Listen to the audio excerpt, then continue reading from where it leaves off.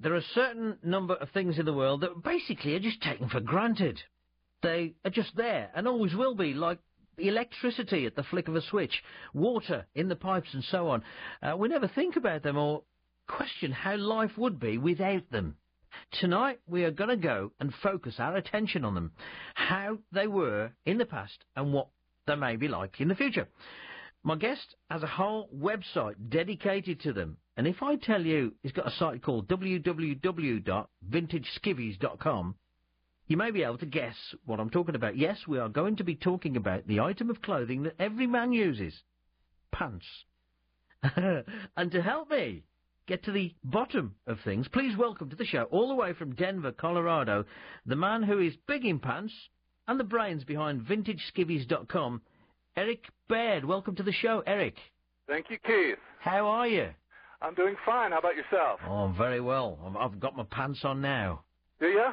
Are you a boxer or a briefs man? I'm a boxer man. Need some breathing space. What's it like? What's the weather like in Denver? We got a good bit of snow. It snowed a couple of feet over the last weekend, and is really good for the ski industry here. As you know, Colorado is big ski country. Yeah.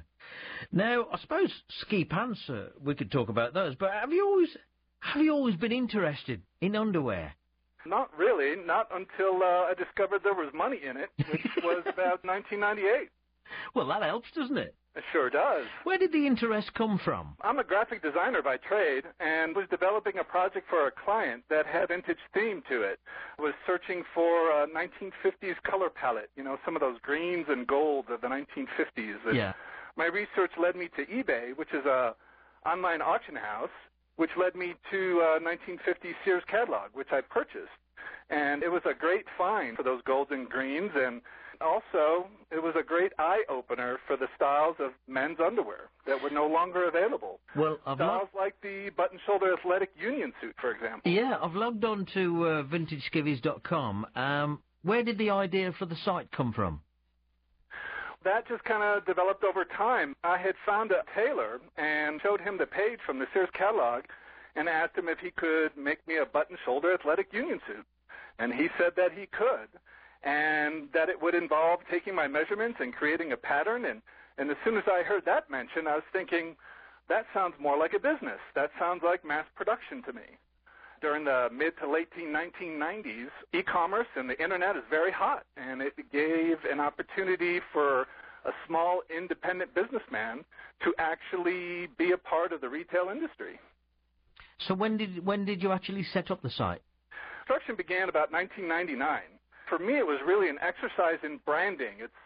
It's how can I target my market with what I'm trying to sell. Yeah. So as you can see by clicking through the site, it's very colorful, it's very useful. It targets what we refer to in Colorado as board culture, which are wakeboarders or snowboarders or skateboarders, people within that age range of about 15 to 25 years of age. So for those people who've not yet seen your site, explain what's on there. It's a huge mega site, actually. There's 150 pages of really great award-winning content and about 3,200 graphics. The thing that you will find most prevalent on the website is the beauty of the art that is there. That was really the appealing thing as a graphic designer, as an artist, was the advertisements from that era were all hand-done, including the headline type. Because I noticed on the homepage you got a massive picture of Austin Powers. That's right. I did that because of this very interview. When I thought of BPC, I thought of Austin Powers, the international man of mystery. One of the interesting pages I found was the gallery of underwear advertisement through the decades. How has the approach to advertising undergarments changed over the years? That section is actually called the ad gallery, and that's the largest section on the website. We currently have over 500 original advertisements from the 1900s. The beauty of the hand illustrations and the hand type, and as you can see from the early 1900s, most of the ads were black and white, and then they started illustrating in color, and throughout the years it went into photography, and there are more commercial advertising graphic design. Yeah. You've not only covered the advertising as well, you've also covered the history of the product, the pants, from their ancient beginnings up to the 60s and beyond. How do you think pants have changed over the years? That's an interesting question. The reason that there's the history of the site and the advertising and the ad gallery and such on the website, which is actually the majority of the website, is to add value to the customer. Most of the sites that you see that are stores just have the product and then that's it. We wanted to really bring the history home. And to answer your question, it's really two things really affected change over the past 100 years. First was the invention of elastic, and the second was the advent of central heat and air. They had troubles with elastic at the beginning because they couldn't figure out a way to keep it from melting when they washed it in hot water. Wow. Looking at the way the garment has developed over the years, I bet you're glad you're living in modern times, aren't you? Absolutely. I mean, who'd want to be covered head to foot in an itchy wool union suit? Yeah. Obviously, pants, like other things, have evolved over the time. Do you, Eric, agree all innovations are improvements? Yes and no. I think as you look at the timeline, absolutely, there's been improvements, but I think over the last 20 years, those improvements have stopped. We went from a full-bodied union suit to smaller and smaller, to just the bottom long johns or the top long johns, to boxer shorts, to briefs, to thongs. I mean, where are we to go now?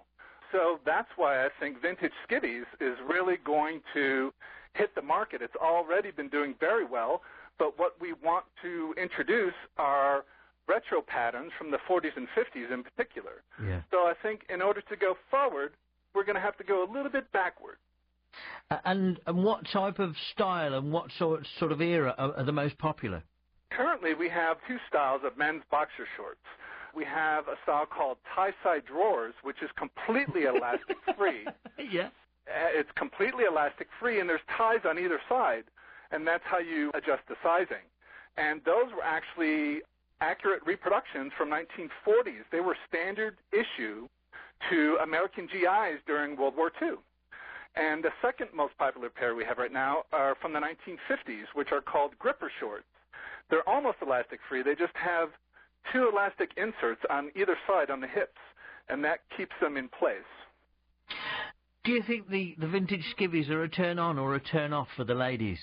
Well, I've heard a lot from the ladies. Not only do they like them for their men, they like them for themselves, too. No. And we designed them with women in mind just because every pair has a button fly. Wow.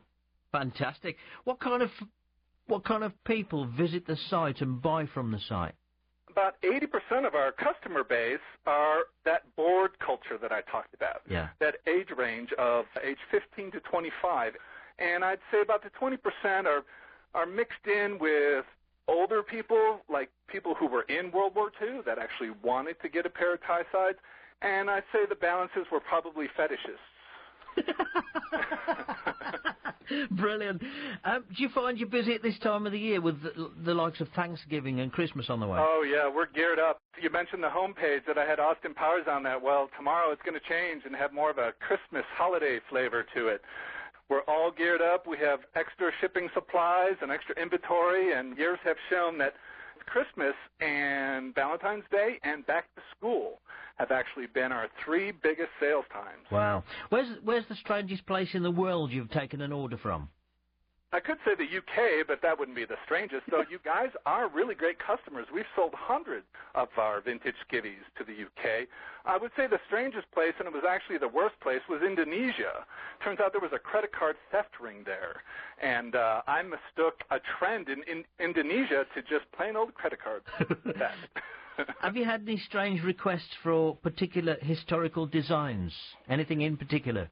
The only thing that comes to mind is a drop seat on a union suit. Union suits used to have this flap in the back that you would unbutton and it would just flap down so you could sit down and do your business. It was then modified to just a vertical flap.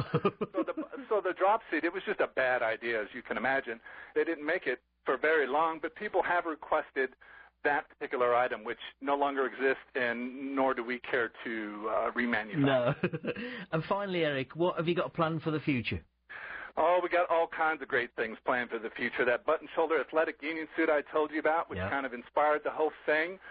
More great colors and patterns to our current line. And then also I've been getting a lot of favorable response to the graphics that I produce. So we're going to put out a signature line of T-shirts for everybody. Eric, thanks for joining us on the show. If you want to buy your fella some amusing old-fashioned boxer shorts, then www.vintageskivvies.com is the site to get them from.